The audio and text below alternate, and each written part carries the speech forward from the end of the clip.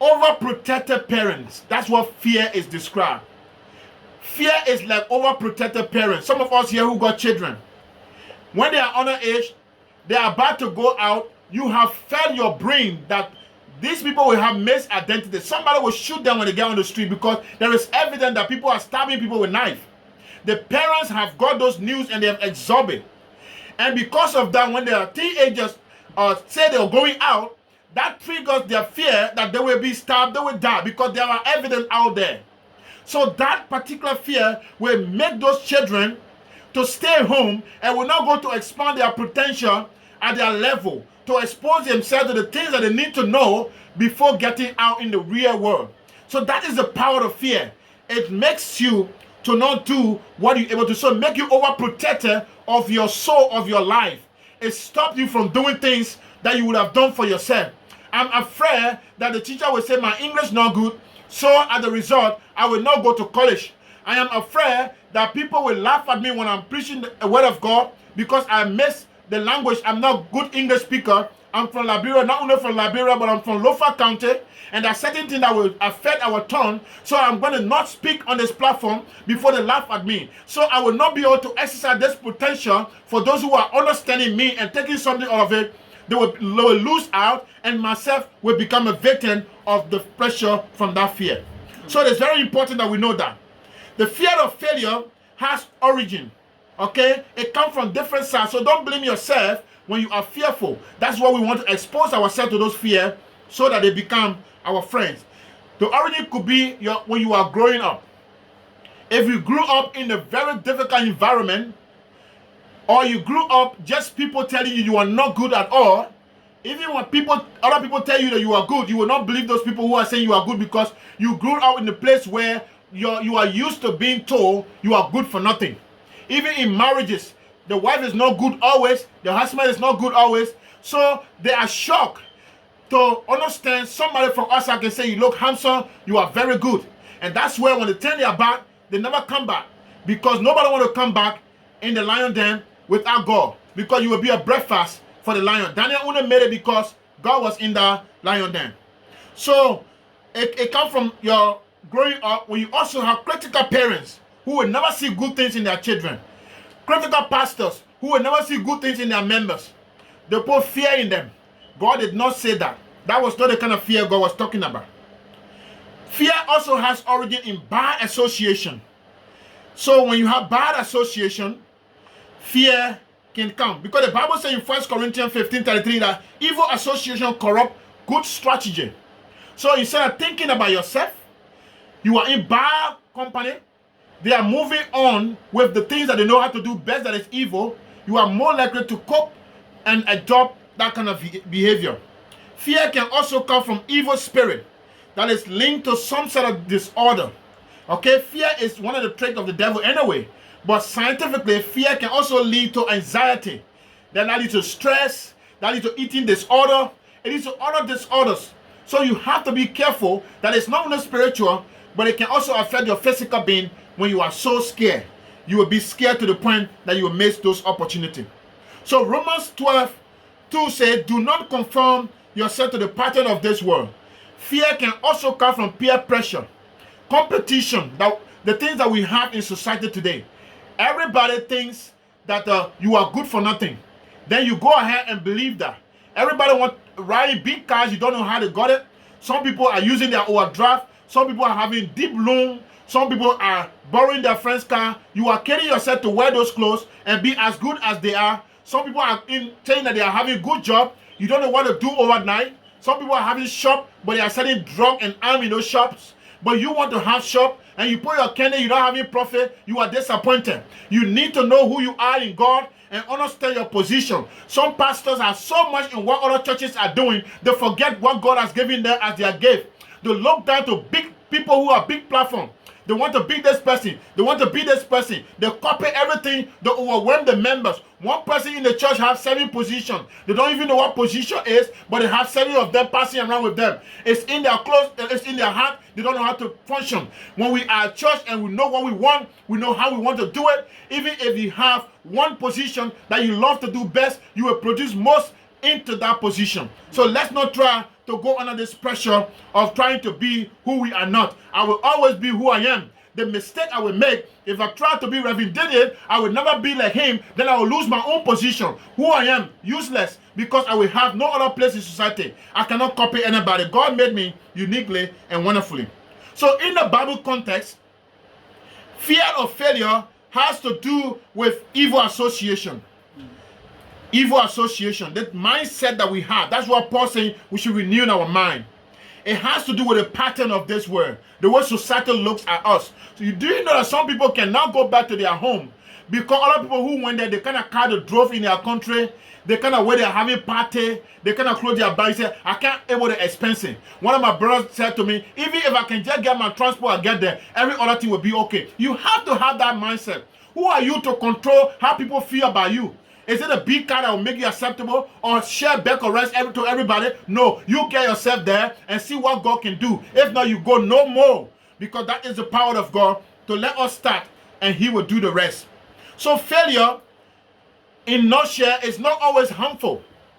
Failure is not bad, but we make failure to be always bad. Failure is not harmful. It is the courage to continue that counts. And that's not my word. That's Winston Churchill. He said, failure is not, in fact, it's William said, failure is not harmful, but the courage to continue.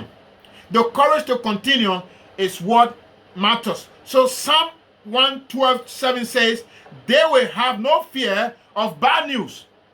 They will have no fear of bad news. Their hearts are steadfast. So failure, if failure brings bad news, we are not afraid of bad news. We are not afraid of failure. We know that we will fail and fail and fail, then become successful. That is the meaning of success. So we are not afraid of bad news, because bad news, when you trust God, it will not harm you. When you trust in God, it will not harm you. Bad news was to get in the lion den. It was meant to kill people. It was not bad news for Daniel. He said, I will do what I continue to do. Put me there. It was not bad news for Shadrach, Meshach, and Abednego. He said, well, put us there. We can smell the fire, but put us there. It's no longer bad news for me, because I trust God. And I trust him very good. So, that means that every failure is a step to success. Every failure is a step to success. Only if you rest and understand why you fail, how you fail, then you will see that that's another step moving forward, because we learn from those things. Yes, every recognition of what is failure, it goes towards what is success.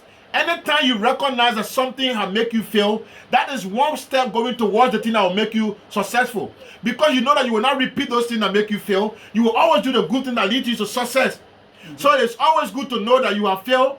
That means that you are about to go to the next step where you'll be successful. The person that failed is the person that failed first and never tries again. When you fail and try again, that means you are one step ahead of yourself. So before we just conclude, because we don't like to be here too long, we have a whole series. I just want to give you a few tips on how you can deal with this fear of failure. How can you deal with it? Now, we said that failure is not always bad.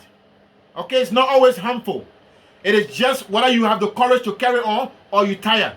And when you're not tired, that means you are more stronger than where you were before when you had your first episode of failure.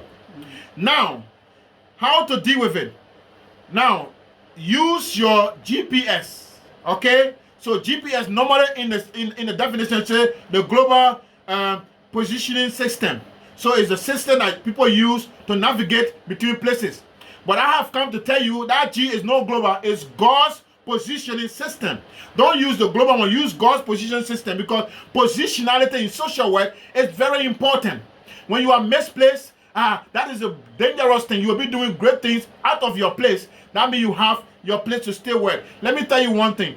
When we used to go to school in Lofa, on Friday, before you go back for weekend, they already share the portion on the rest farm to stretch it. So you know your own portion already there. Amen. So you pick your part, you mark it. If you are rushing, you go in your friend on the plane and start stretching, they will not talk. You will finish stretching their own, they will finish and go. The person who share the portion come and say, look at the mark, that you're on the place. What were you doing that other person's place? You have to start again. So positioning yourself is very important. Don't be doing the right thing in the wrong place. It's bad. Remember, not all things that are good, that are God.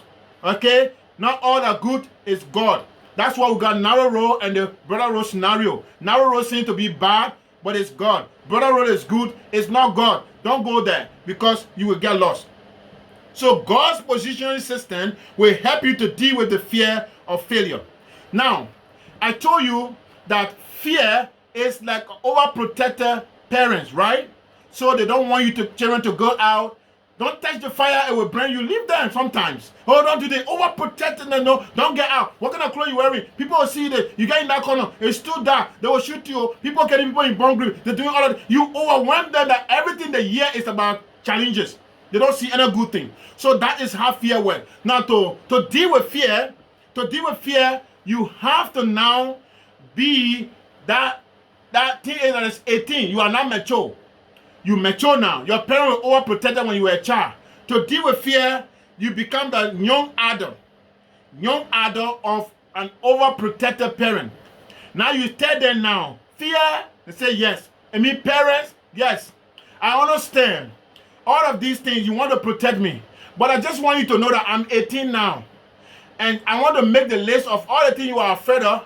I want to make those lists and get used to them. Because this society sometimes, to get the best of best, you have to put your hands sometimes in the mouth of the snake. So I need to familiarize myself with the snake and familiarize myself with how hot this fire is or how hot the potato is, so that when I'm picking it up, I will use my own senses, not always depending on you.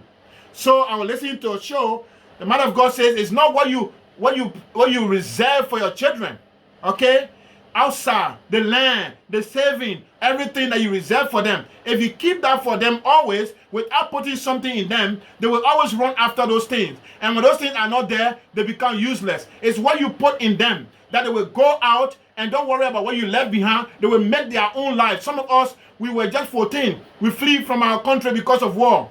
No papa, no mama. It is what they put in us that today is reflected in the life that we have. So don't let yourself be overwhelmed with those fear. So what you do with them is to say, fear, you are great, I love you, but I'm mature now, I'm 18, I can sign my own document, I can walk in the valley of shadow of death, I can do things now, I'm not going to be too bothered with you.